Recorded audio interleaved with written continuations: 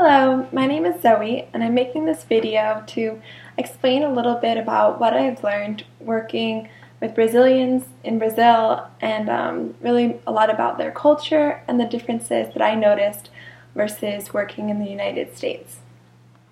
So I'll start by talking a little bit about the social aspects of Brazilian culture and really some things that I noticed were very different there compared to the United States. First, I'll tell you a little bit about my background, and you can kind of see how it'll apply to your experience working with Brazil. So I worked at Goodyear, the tire manufacturer, in their supply chain department, specifically in Melhoria Contínua, which is a sector of the supply chain that's really, it's called continuous improvement. And we're analyzing processes, and it's a lot to do with change management and implementing more lean processes. I also worked another job that was in dispute resolution design systems and mediation. It was an alternative to litigation. So I'll explain a little bit about my experience in both these companies. One was a large American company, a Fortune 500, and the other were an office of 3 people. And in both companies, it was Brazilians. So I'm going to talk about really the social aspects and how that is connected to the professional aspects. And actually in Brazil, I found that it was very connected. So I'm going to make some generalizations based off of my experiences, and I'd like to say that obviously there are exceptions to the things that I say, and I would like to add as well that this is my observations, and I know that there's a lot of information out there about Brazilian culture. I think it is important to study up on any culture that you're about to enter to make sure that you can avoid any conflicts and make things go as smoothly as possible.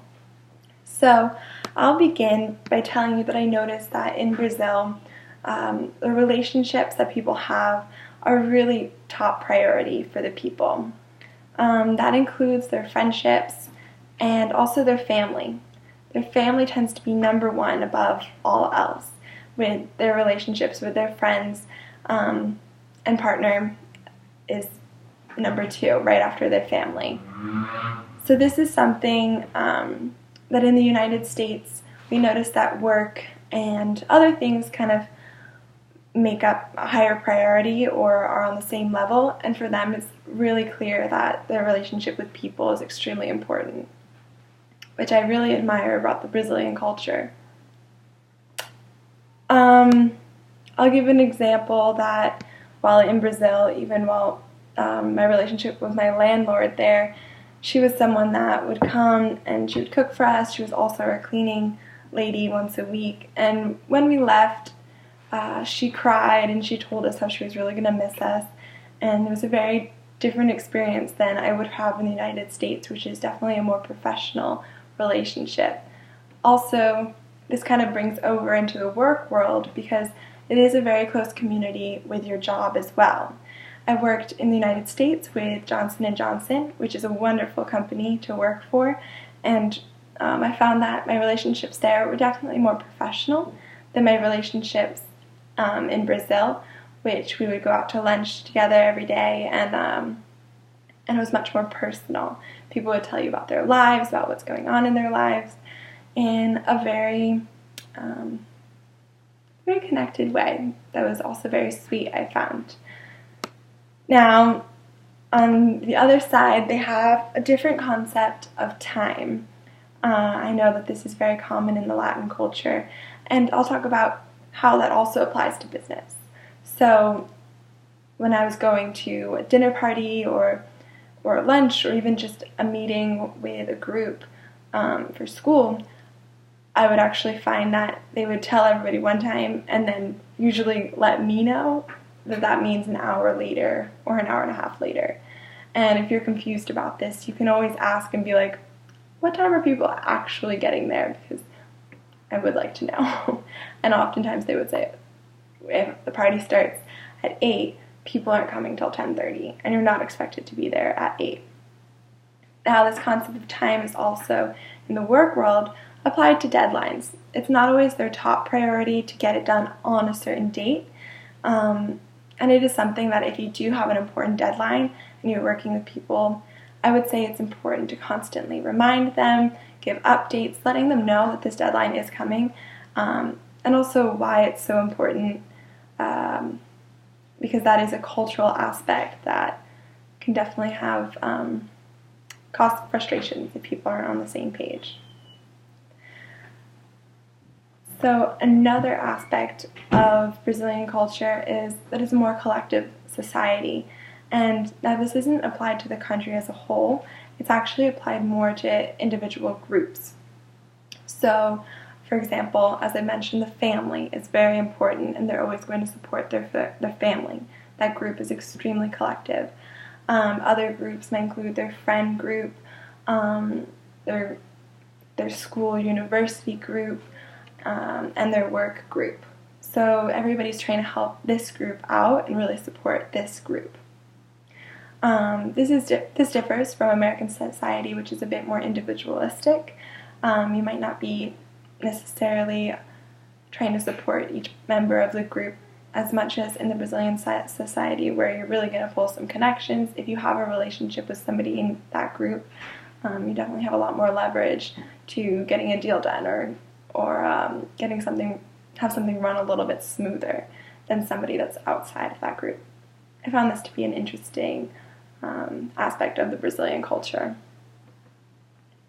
So a couple things that apply the culture to business that I noticed, and some things that actually took me a little bit of time to learn, so hopefully this will save you some of the time that I experienced, would be that communication is mostly either in person or over the phone.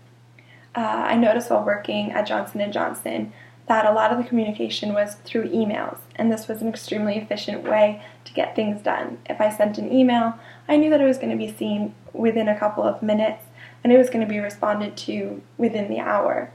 Working at Goodyear and also at Fleck and Associados, I found that emails, they're more of a way to document what's going on rather than communicate. So you might call somebody, have a conversation, and then send a follow-up email. You wouldn't get the whole message out through an email. This is very different than the US, and I find that it took me a little while because I felt a little bit like I was imposing when I was picking up the phone and calling, because in the US, sometimes you think, okay, I'm sending an email. They can get it done at their own time when they have a minute. Whereas in Brazil, when you send an email, it's more saying, this isn't so important. I'll come to your desk when it is. And they're kind of expecting that follow-up eye-to-eye communication or a phone conversation, which is really different. So if you never come with that, what you're requesting might not necessarily get done. Another thing is meetings.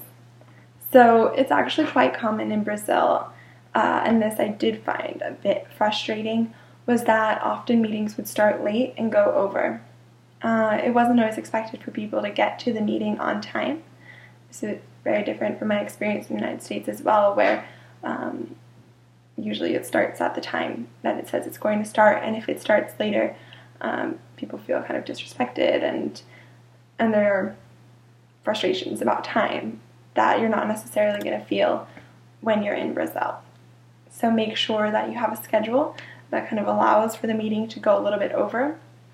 And also showing up a couple minutes late for the meeting is not necessarily an issue. Of course, I'm sure this varies company to company, place to place. And also on the importance of the meeting and the time restraints that are involved. So another issue that I found that took me a little bit of time to really understand was how Brazilians express their emotions. This is very different from the professional corporate world in the United States, which I felt was relatively unemotional. It isn't professional to show your anxieties or stress or or even to be overly excited or even show like that much joy. It's just, you're more supposed to be professional in the sense of kind of remaining more inward. Whereas in Brazil, I definitely found that they're letting you know exactly how they feel, in sometimes a bit exaggerated ways. So if somebody is yelling or seemingly very, very anxious, or even crying or going on about their emotions, this can definitely stress out an American and thinking that this is the end of the world. But then you might find that an hour later they're really quite fine, and that was a passing moment. Whereas for an American showing that much emotion, it's probably going to last for a couple days, and they're feeling a lot of stress. So I could definitely see a lot of frustrations coming from this. I could see somebody think that the boss hates them or something, when really they're just upset about something, and it's going to pass, and assure that you're doing the best that you can, and that's really the best you can do. And my last point that I'd like to talk about Brazilian culture is really the attitude that you bring to the job, because this really does have a big impact. As I mentioned, it's all about relationships, and you want to be someone that people want to work with. That means the extra smiles, expressing that you are happy to be there and you're happy to work with the group that you're working with.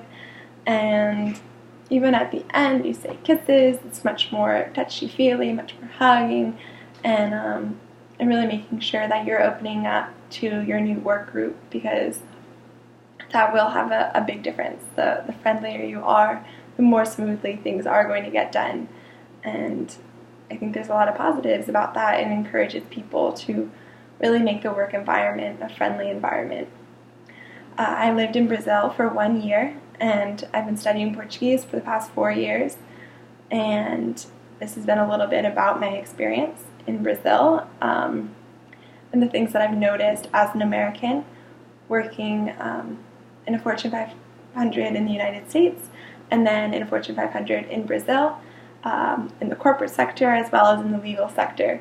I found that these are the major themes, and I've hopefully been able to provide you with some information that can prevent a lot of issues and make things run a little bit more smoothly.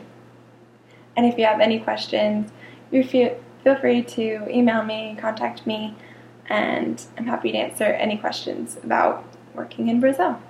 Thank you.